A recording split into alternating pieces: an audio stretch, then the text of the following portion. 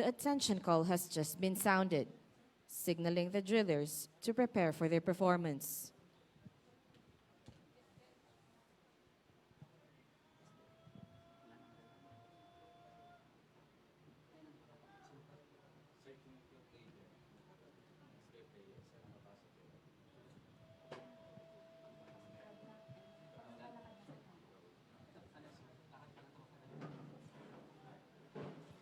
Coming from the far north and far south regions of the Philippine archipelago, representing different sectors of our society and from all walks of life. These airmen before you are the new members of the enlisted corps of the Philippine Air Force. These airmen and airwomen are highly solutions to many operational and technical challenges. They will remain flexible and adaptable against all odds. All these are anchored on our command framework, accelerate PAP with excellence, putting excellence at the benchmark of our military journey. The silent drill performance is a highly disciplined performance that exemplifies pride and professionalism, which is associated with members of the Armed Forces of the Philippines.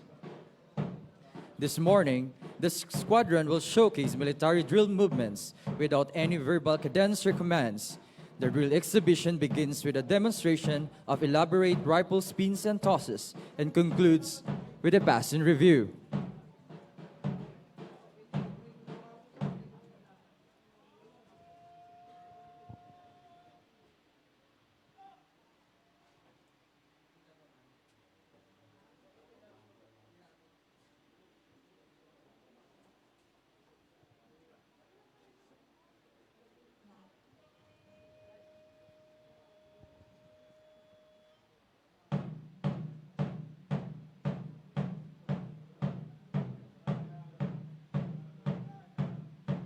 Eager to contribute to the PAF's mission, our class is a realization of the need of the Philippine Air Force to recruit skilled individuals to ensure the continuity of the PAF's operational readiness. Hence, the class name Matalasig, mandirigmang may tapang at lakas, simbolo ng integridad at sigasig. Airmen gathered by mind and muscle bond, formed as fighters of the sky, space, and beyond. With this transpires the transition of the new generation of air power professionals who upholds and live by the core values of loyalty, fortitude, and uprightness.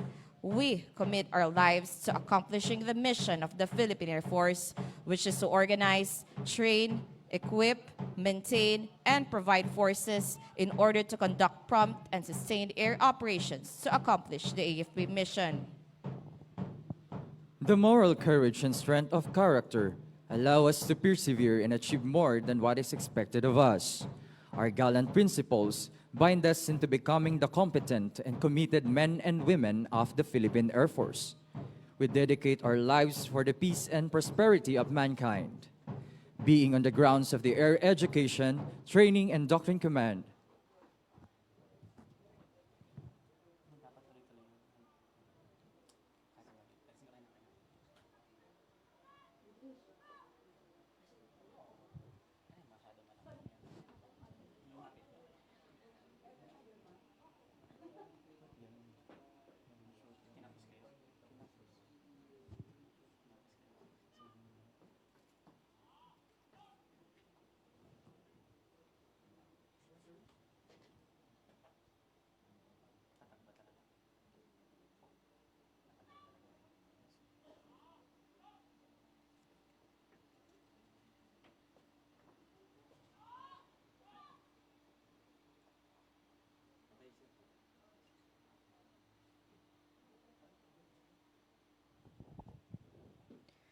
Ladies and gentlemen, once again, good morning. You are about to witness an enthralling flaunt of flares and dexterity as a group of young men and women from the Basic Military Training Matalasig class of 2024 Alpha performs the silent drill. The squadron commander confers a series of orders to perform the manual of arms. Starting with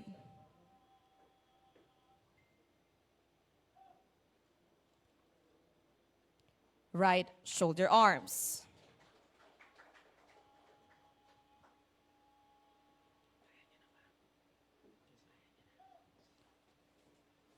Left shoulder arms.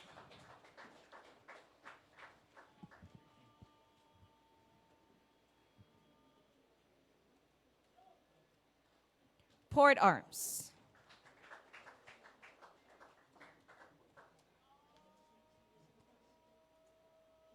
And finally, order arms. The squadron commander now executes present arms as he salutes you all for this significant occasion.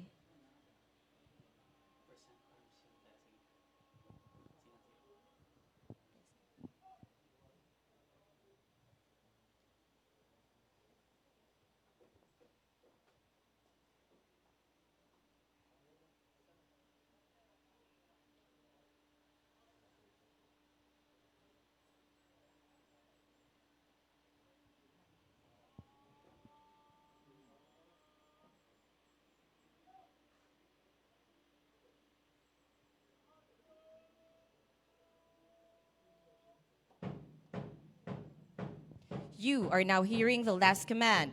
From then on, the silent drill squadron of the BMT Matalasig class of 2024 Alpha will proceed with the drill without further commands.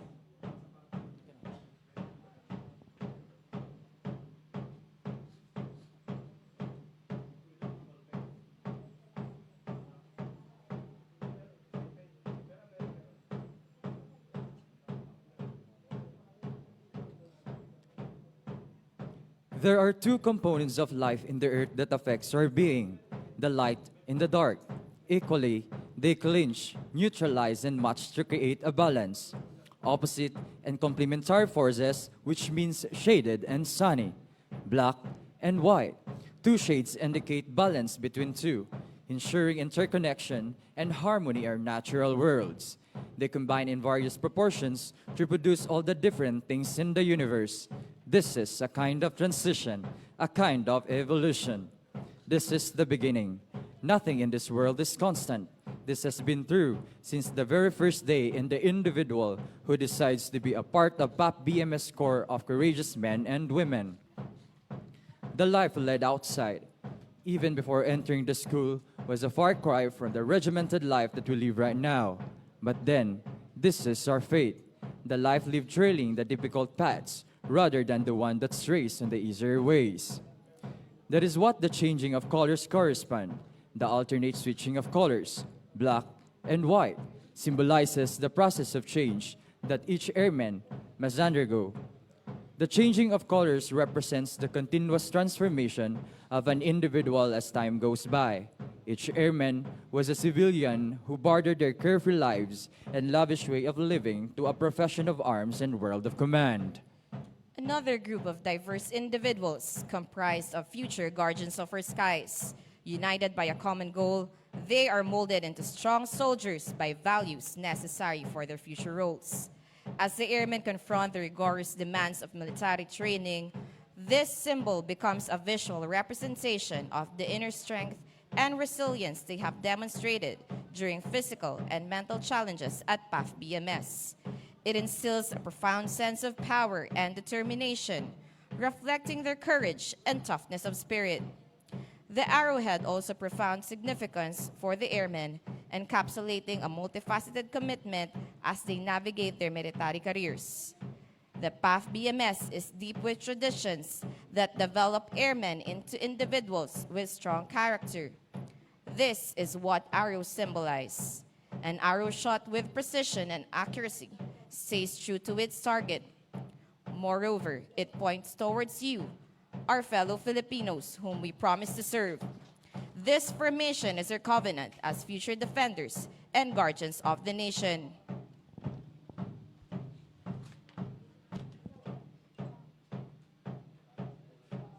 Airmen, even with their dynamic military training, remain to be fine gentlemen and ladies. The principles they relentlessly carry out, the civility and the decorum shape their being. They are trained to be mentally and physically tough at all times, thus obtaining the ability to handle pressure and a higher degree of general discipline. Component of their training inside the school is the management of time. As visitors may seem, Airmen are not refined and sociable, but they always sense the affection of their welcome through greetings and felicitations. At the rear of their crisp uniforms are the people who remain the same as they always have been. This is shown as the drillers form the triple letters H and I. Hi, from the BMT Matalasig class of 2024 Alpha. A pleasant greetings to you all. It is indeed a pleasure to have you here, and with the silent drill exhibition, we hope that we can make your day. The birth of the Basic Military Training School on 21 September 1999 as one of the units of the Air Education, Training and Doctrine Command paves its way to produce graduates who unselfishly submitted and surrendered their lives for the welfare of our country. The school has remained steadfast to its mission and continuously improves its curriculum to be more effective, purposive, and responsive. In order to provide the PAV with quality enlisted personnel imbued with the core values of integrity, service above self, teamwork, excellence, and professionalism. Ladies and gentlemen, look at the letters of distinction, B, M, and S. The drillers emphasize the letters through a series of manual of arms starting with B, M, then S.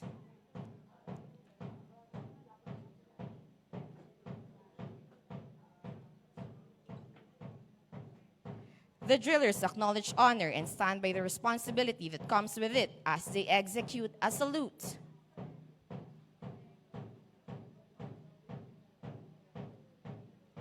To the Air Education, Training, and Doctrine Command. The iconic representation of the Air Force is the roundel. It symbolizes the dreams and determination of every enlisted military personnel of the Philippine Air Force. It epitomizes followership through demonstrating respect for authority, good attitude, integrity, and self-discipline.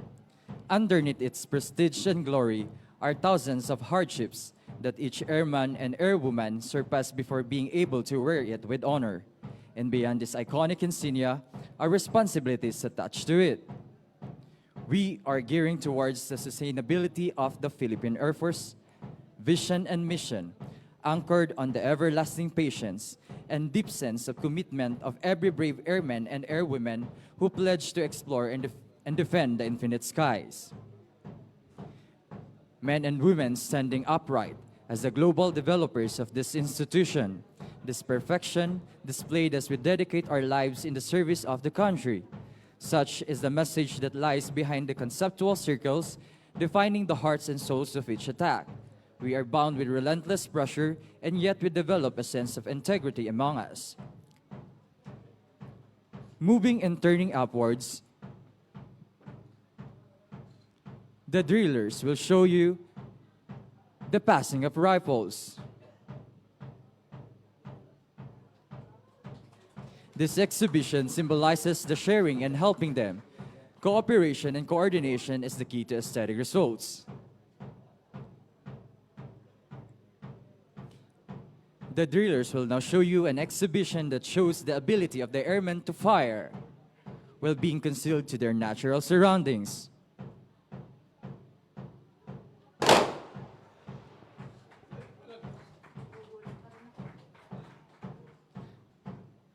Of all our being, there is a soul component that silently works and provides our existence. Disregarding its size, what essential is, it provides and connects itself to each part of our system to sustain life. Often known as the seat of emotions, it is synonymous to affection. It carries a sense of intellect and understanding, as well as connotations of the soul. Along with it comes will and courage. It is the central point of the vertical scheme of the human. Home is where our heart is. Our family has a big impact on who we turn out to be. They guide us, teach us, protect us, and love us. It is our heart to fight for our family and heart to serve the country that fuel our mind, body, and spirit to fulfill our selfless goals and aspirations in life.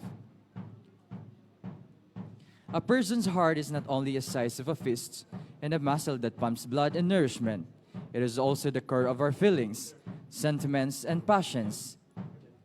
The airmen may not be identified as warm and loving persons, but behind their appearance, we are the ones who avoid our own comfort at the expense of others. In addition, as airmen, it is our hearts where everyone can see the true significance of integrity, professionalism, and discipline. As you can see now, this heart is composed of the proud members of the BMT Matalasig class of 2024 Alpha with an ever-blazing heart. To serve the nation, to our visitors, family, and friends, this heart is for you.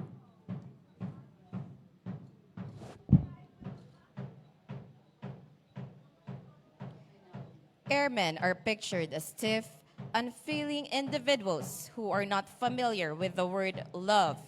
However, nothing can be farther from the truth. In reality, airmen are sensitive individuals who need and want love. As humans, we depend on one another, and though we may be different, love binds us all. These relationships help develop the men and women of character who will later represent our nation's armed forces. We offer our dedication, sacrifices, and support to our family, and we look forward to forming a stronger bond and developing a deep sense of understanding among one another. It is for this reason that we value the relationship with our family members and loved ones.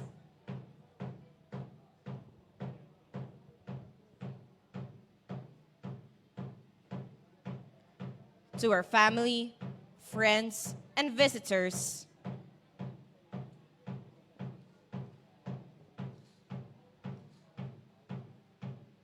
we love you. We give our love to you, our dearest ones, who make life more wonderful to live.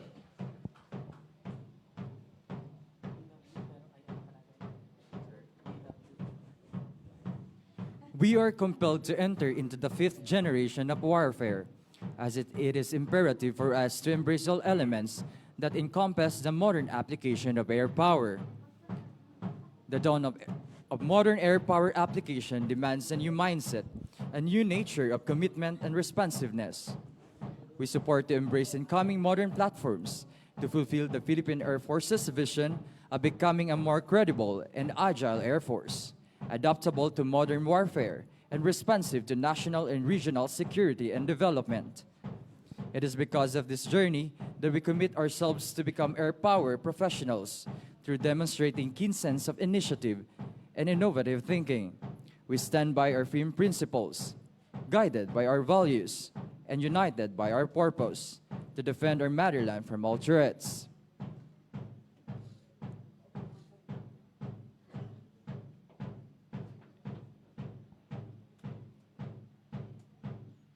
Matalasig, mandirigmang may tapang at lakas, simbolo ng integridad at sigasig. This is our class name. It is what we stand for. Today, the airmen transform themselves with men and women armed with the power of determination, patience, and discipline. With proper training and perseverance, they can still continue to reach their goals. From ordinary civilians, now transformed to competent and committed airmen and airwomen of the Philippine Air Force. The meaning of military training is definite, but it still means very different things to different people. Nonetheless, it is distinguished from other forms of training by its emphasis on discipline. With that, we can proudly say that this training has paid off. Numerous positive outcomes has been realized. Most people reckon that military training is designed to break an individual down, but what they don't know is it teaches an individual to be back on their feet. Military training prepares an individual to enter into harm's way and perform physically and demanding tasks at the highest possible levels of proficiency, and this requirement may be the defining characteristic of military training. Basic military training varies by branch, but includes intense physical, academic, and skills training. Overall, military service instills strong values, selfless service, and loyalty, the desirable attributes in an airman.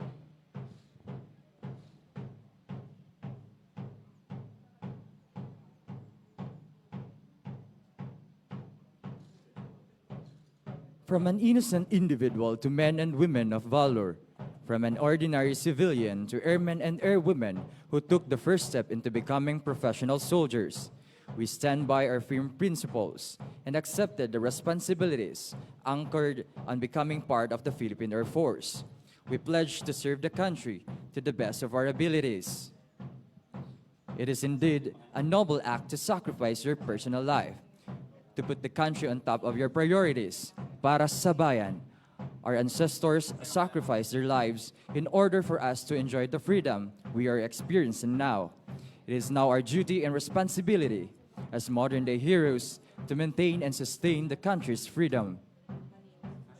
We would like to extend our sincerest gratitude to our beloved military training school, which equipped us with necessary skills and knowledge, and mold us to have a character armed with strength and determination. Truly, nothing can stop the institution to hone a new generation of professional soldiers with guided principles, beliefs, and aspirations.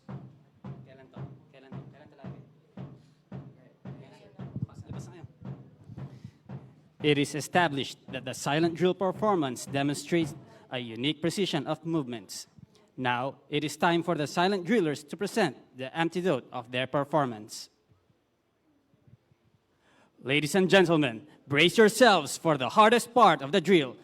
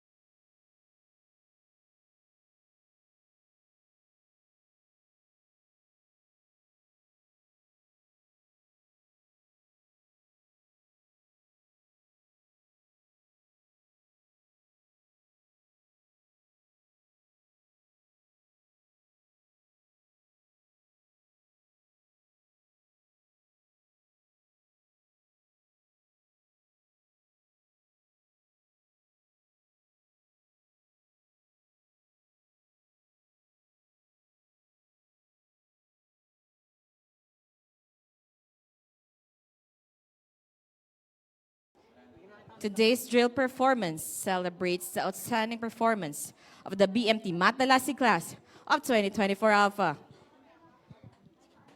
The culmination of months of training in the school, where measured and regulated existence is strictly followed, prepares the airmen to a future tasking in the Philippine Air Force. From this day on, we are equipped with greater knowledge, skills, and attitude, which will serve us well as enlisted personnel of the Philippine Air Force. We've accomplished plenty. Our job is never finished as we take action in the present while modernizing for the future. Today, the Air Force, by innovating, empowering, and improving social conditions. On behalf of the BMT Matalasig class of 2024 Alpha, we would like to thank you for your precious time and support to the Silent Drill Squadron, and we hope to see you around.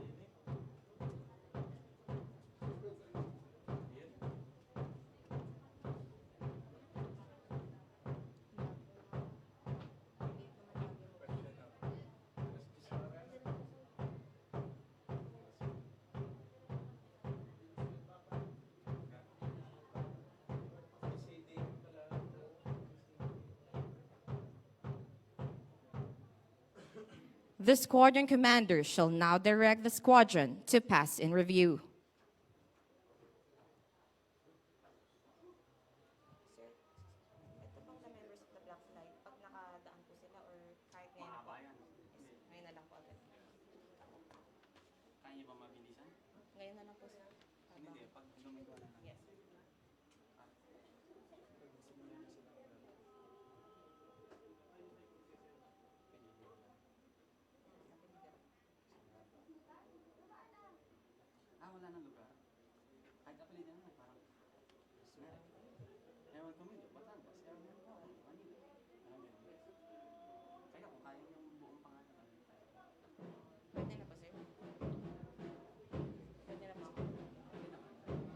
The members of the Black Flight are Airwoman Comilio, Airwoman Maribohok, Airwoman Torres, Airwoman Ginto, Airwoman Marzan, Airman Hamito, Airman Biscocho, Airman De La Vega, Airman Gotis, Airman Boticario, Airman Batacan, Airman Espiritu, Airman Castro, Airman Bergonio, Airman Caballa, Airman Canseco, Airman Alzate, Airman Arellano, Airman Bata Jr., Airman Cabrera, Airman Gonzales, Airman Abian, Airman Fabros, Airman Cabresis, Airman Aguas, Airman Carandang, Airman Basilio, Airman Balitaan, Airman de Guzman, Airman Cardinoza, Airman Kalingasan, Airman Burgos, Airman Labosta, Airman Akak, and Airman Bautista.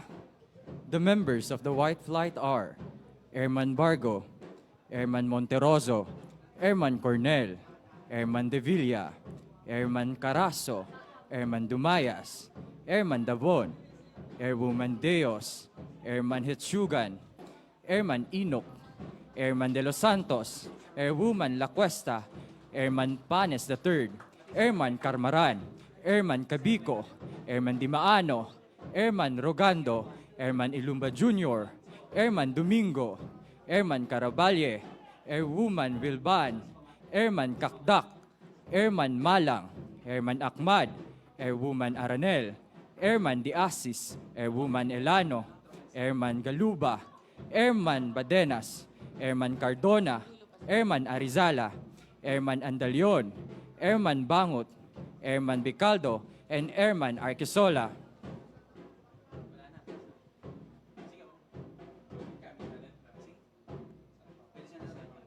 Headed by its squadron commander, Airman Gideon M. Golingan.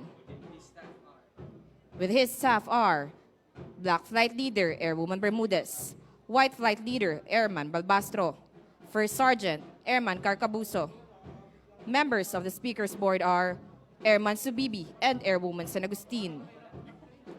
We would like to acknowledge the man behind these performances, Silent Drill Officer in Charge, First Lieutenant Julius Cesar M. De Leon, Philippine Air Force. Likewise, this performance would not be possible without the support of the PAF BMS officials, headed by Colonel Lee M. Sarpamones, Philippine Air Force, Masters in National Security Administration, Commandant PAF BMS. Major Marvin A. Batayan, Philippine Air Force, Assistant Commandant PAF BMS. And to the enlisted personnel corps of the PAF BMS composed of the military training instructors and other school personnel.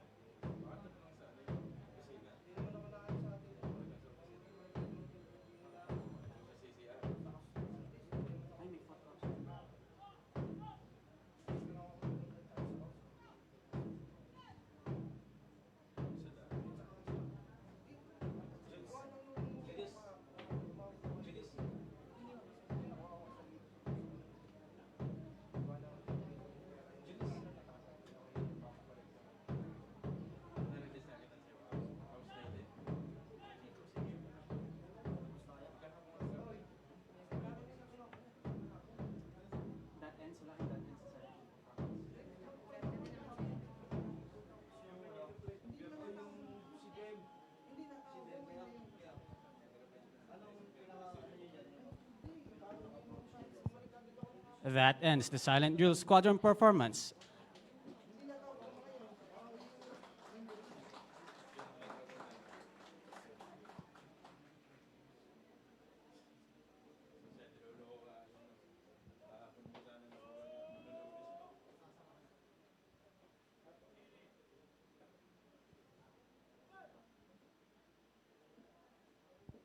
Julius?